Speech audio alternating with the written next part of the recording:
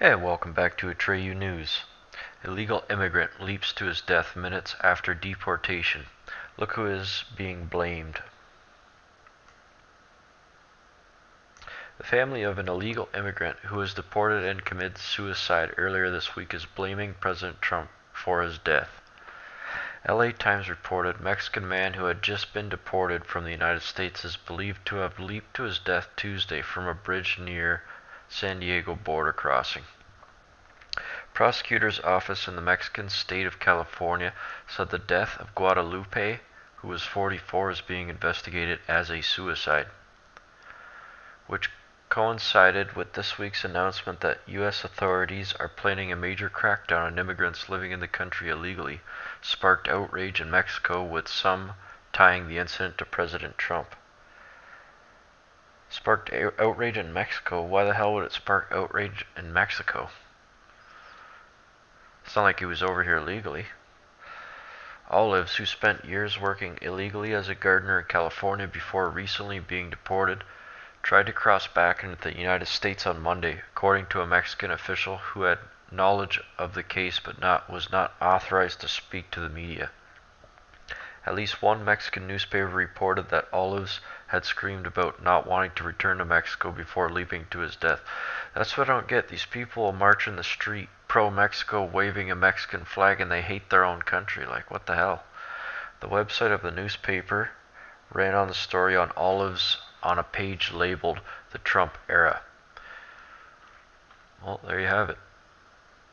It would appear people would rather die.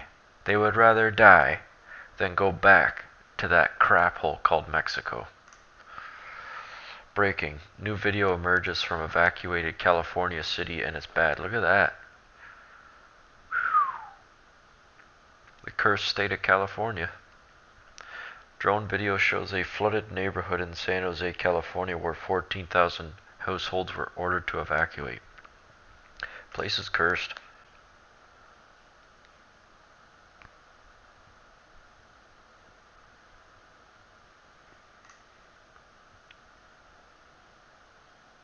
Wow, look at that.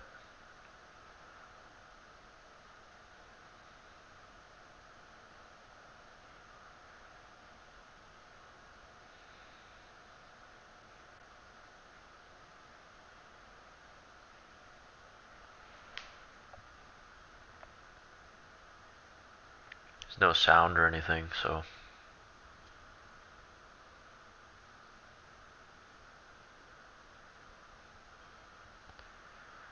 A lot of nice homes underwater, it looks like.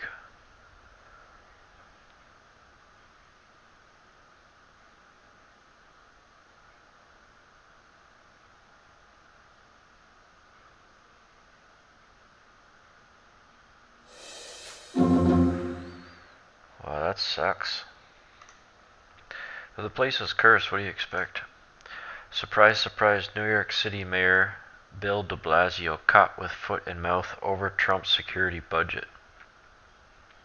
From the New York Post, the actual cost of protecting Donald Trump and his 58-story Trump Tower during the presidential transition was $25.7 million, about $10 million less than what Mayor de Blasio initially estimated.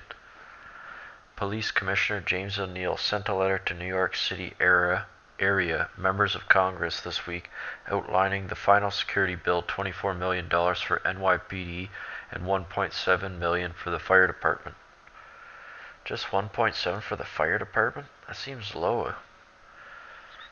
I guess fire suppression systems are better than they used to be.